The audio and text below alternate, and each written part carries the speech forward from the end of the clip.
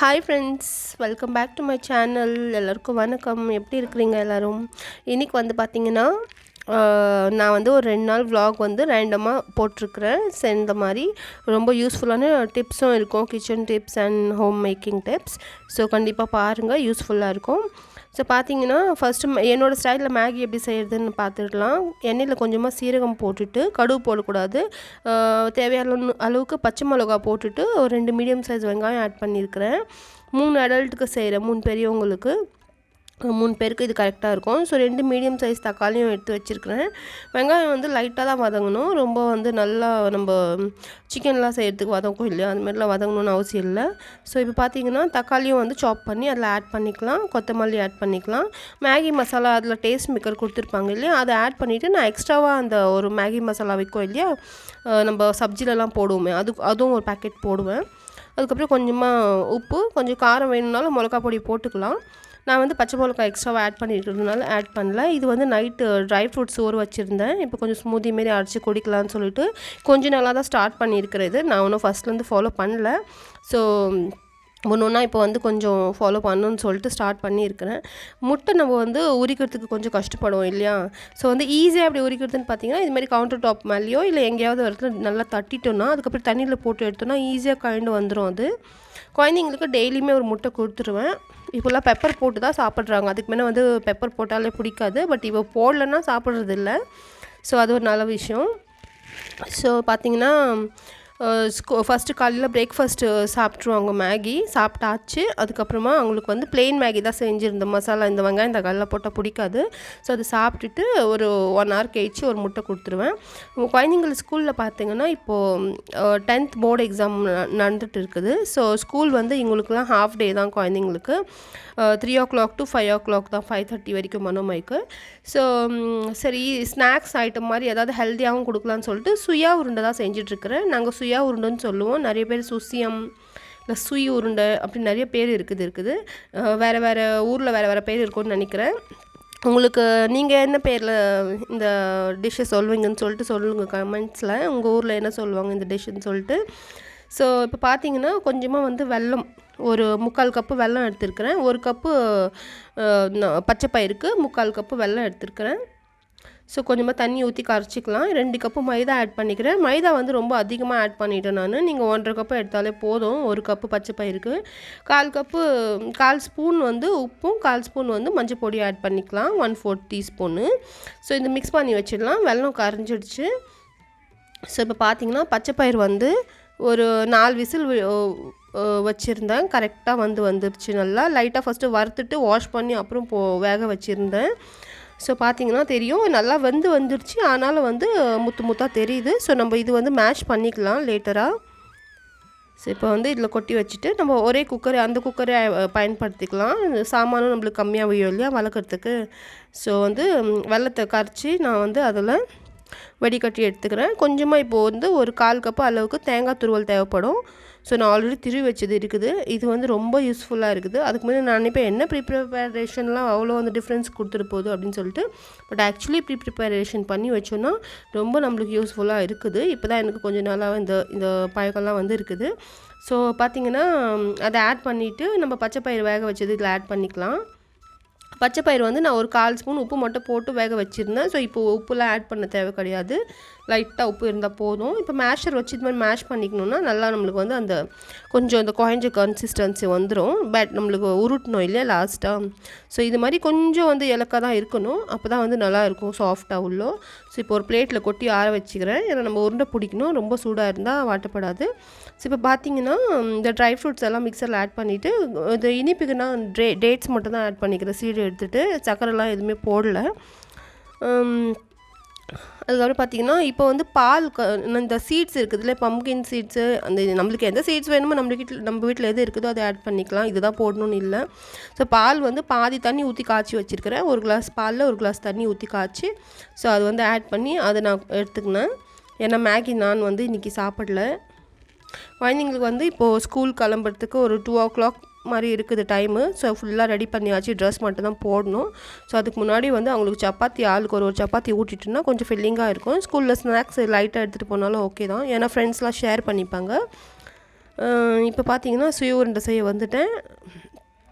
நல்லா ஆறி இருக்குது ஓரளவுக்கு. ஸோ இப்போ வந்து நம்ம உருண்டை பிடிச்சிக்கலாம். இது வந்து ரொம்ப ஈஸி தான், ஆனால் ரொம்ப ஹெல்த்தியான ஒரு ஸ்வீட்டு. ஸோ நம்ம அடிக்கடி செஞ்சு கொடுக்கலாம். நீங்கள் மைதா மாவு இல்லைன்னா அரிசி மாவு அதில் கூட துவைச்சி போடலான்னு நினைக்கிறேன். ஆமாம், எங்கள் அம்மாலாம் வந்து அரிசி மாவில் தான் செய்வாங்க. நான் வந்து மைதாவில் செய்கிறேன். ஸோ இப்போ வந்து இது அகெயின் நல்லா ஒரு நம்மளுக்கு ரவுண்ட் ஷேப் வரணும் இல்லையா நல்லா. ஸோ அது வந்து கொஞ்சம் கையில் பிச்சு பிச்சுன்னு ஒட்டுற மாதிரி இருந்துச்சுன்னா லைட்டாக மாவு வந்து தூவி நம்ம இது மாதிரி பிடிச்சிக்கலாம், ஒட்டாமல் வரும். ஸோ இப்போ வந்து இந்த மாவில் தண்ணி நான் வந்து ஆட் பண்ணிக்கிறேன். நல்லா பஜ்ஜிலாம் போடுவோம் இல்லையா, அந்த மாதிரி நல்லா கன்சிஸ்டன்சி இருக்கணும். ரொம்ப கெட்டியாகவும் இல்லாமல் ரொம்ப தண்ணியாகவும் இருக்கக்கூடாது. ஸோ இப்போ பார்த்திங்கன்னா எல்லாத்தையும் வந்து அதில் போட்டு நம்ம கோட் பண்ணி எடுத்து, இந்த போண்டாலாம் பட்டாட்டா வடைலாம் செய்வோம் இல்லையா, நம்ம ஆலு வடை அது மாதிரி தான் உள்ளே போட்டு எடுத்து இதில் போட்டுடணும். எல்லாம் பேசிக்கான நம்மளோட தமிழ்நாட்டு ரெசிபி தான். பட் யாராவது இது வரைக்கும் செய்யலை, இல்லை ட்ரை பண்ணணும், இல்லை தெரியாது, கொஞ்சம் கஷ்டமாக இருக்குதுன்னு நினச்சிங்கன்னா ரொம்ப ஈஸியான ரெசிபி தான்.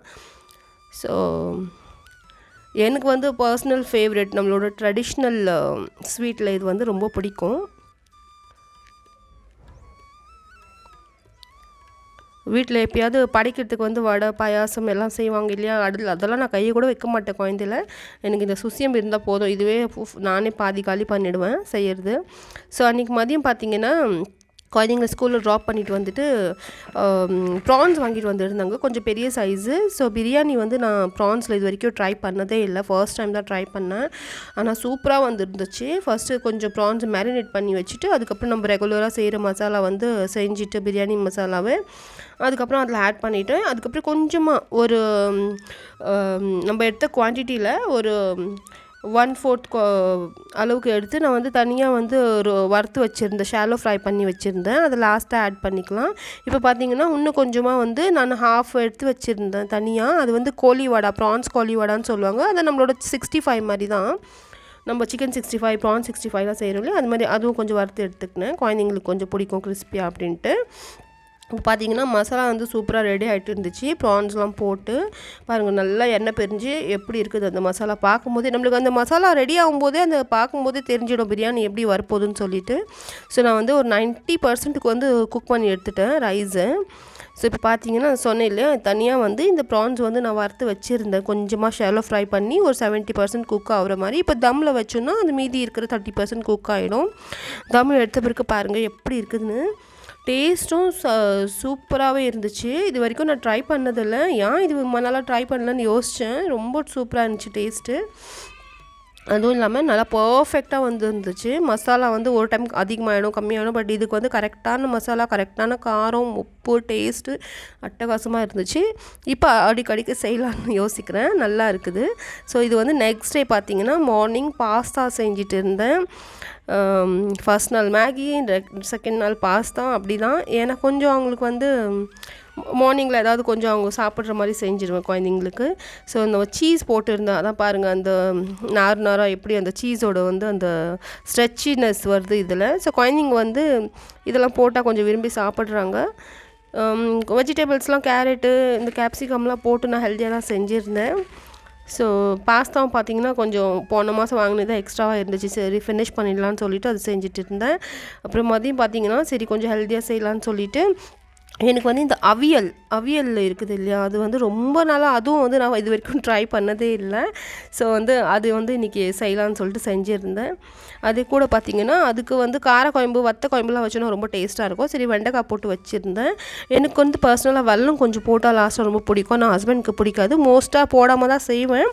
பட் சம்டைம்ஸ் அப்படி சாப்பிடணும்னு தோணுச்சுன்னா போட்டுடுவேன். ஹஸ்பண்ட் வந்து வெல்லம் போட்டியா ஒரு மாதிரியாக இருக்குதுன்னு கேட்டாங்கன்னா இல்லையே நான் போடலன்னு சொல்லிவிடுவேன். ஏன்னு பார்த்தீங்கன்னா நம்மளுக்கும் பிடிச்சது நம்ம சாப்பிடணும், நம்மளை பற்றியும் கொஞ்சம் யோசிக்கணும். So sometimes it's okay. பார்த்திங்கன்னா ஹெல்த்தியான வந்து ஒரு லன்ச் காம்போ ரெடி ஆகிடுச்சு. நல்லா டெம்ப்டிங்காகவும் இருந்துச்சு, டேஸ்டியாகவும் இருந்துச்சு. வெண்டைக்காய் வத்த குழம்பு, அவியல், அதுக்கப்புறமா இது வந்து லாஸ்ட் இயர் வந்து நம்ம வீட்டிலே செஞ்ச வத்தல் தான் அரிசியில். இந்த புத்தா ஸ்டாச்சு பார்த்திங்கன்னா நான் ரீசெண்டாக தான் வாங்கியிருந்தேன். ஆனால் வந்து கொஞ்ச நாள்லேயே நல்லா தூஸ் படிஞ்சிடுச்சு. ஸோ அது எப்படி வாஷ் பண்ணுறதுன்னு சொல்லிட்டு ரொம்ப டவுட்டாக இருந்துச்சு, ஒரு வேளை கரைஞ்சிடுமோ அப்படின்ட்டு. ஏன்னா இது மார்பிள் கிடையாது, ரேசின். ஸோ அதனால தான் ரேசின் மெட்டீரியல். ஸோ அதுக்கப்புறம் கொஞ்சம் யூடியூப்பில் வீடியோஸ்லாம் பார்த்தேன். ஸோ கன்ஃபார்ம் ஆனதுக்கப்புறமா தான் வந்து அது வார்ம் தண்ணியில் வந்து ஷாம்பு போட்டு வாஷ் பண்ணலான்னு சொல்லியிருந்தாங்க. ஸோ வாஷ் பண்ணிவிட்டேன். இப்போ பார்த்தீங்கன்னா ஜூடியோ தான் வந்திருந்தேன். இப்போ இந்த சம்மருக்கு வந்து நல்லா ப்ளீசண்ட்டான கொஞ்சம் கலர்ஸ்லாம் வச்சுருந்தாங்க. ஆரஞ்ச், லைட் ஆரஞ்ச், அப்புறம் எல்லோ கலர், அது மாதிரிலாம் நல்லா இருந்துச்சு. எனக்கு ஜூடியோவில் பிடிச்ச விஷயம் என்னென்னா நம்ம சைஸ் வந்து ஈஸியாக கண்டுபிடிச்சிடலாம். ஏன்னா அது கலர் கலராக இருக்கும் அந்த டேக்கில். ஸோ பர்பிள் கலர்னால் XXL அது மாதிரி ஈஸியாக அந்த கலர் வச்சு கண்டுபிடிச்சிடலாம். வேறு எங்கன்னா போகணுன்னா அது தேடி தேடி பார்க்கணும் XXL XL அப்படின்னு சொல்லிட்டு. இந்த கலெக்ஷன்ஸ்லாம் சூப்பராக வந்து இருந்துச்சு. பட் எது எனக்கு பிடிச்சிருந்துச்சோ அதில் வந்து எனக்கு சைஸ் கிடைக்கல. சைஸ் இருந்த கலர்லாம் வந்து எனக்கு பிடிக்கல.